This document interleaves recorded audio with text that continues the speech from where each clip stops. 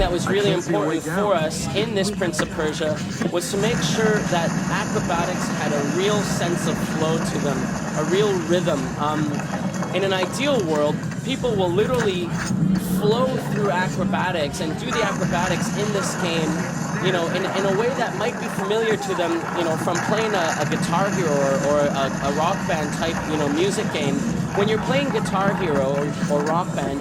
you're not necessarily, you know, looking at your fingers and saying, okay, green button, okay, yellow button, okay, red button. Particularly not if you've played for a couple of hours or days.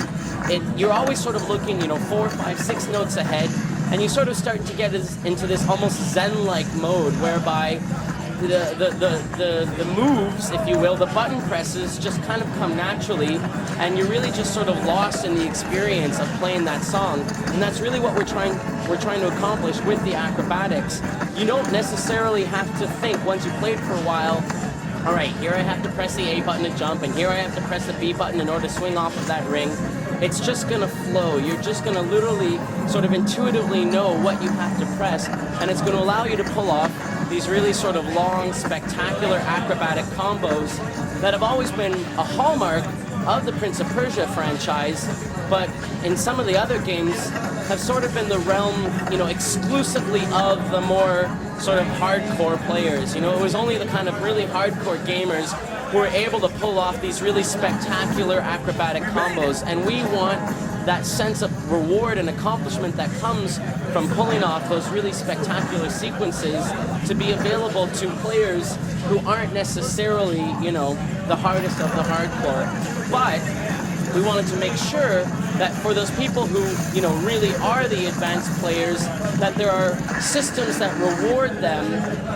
for accomplishing, you know, the sort of more spectacular acrobatic combos that a beginner player won't be able to do. So some of the secret areas in the game, some of the secret hidden light seeds, etc., are only going to be available to, you know, really the sort of most advanced players who have really mastered all of the acrobatic abilities of the Prince and Elika together, and are going to require a true mastery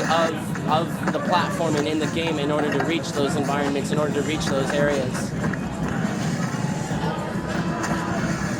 So as you can see there, I reached the top of the tower. The warrior wasn't happy with what I was trying to do, smashed the tower, and it all came crumbling down. I worked my way back down to the bottom of the tower, and again trying to reach this fertile ground, which you now see has fallen from the top of that tower all the way down. And if I make my way to that, I'll be able to use Elika's healing power that will drive all the corruption out of this world and restore the life and the light and the beauty to this particular slice of the world,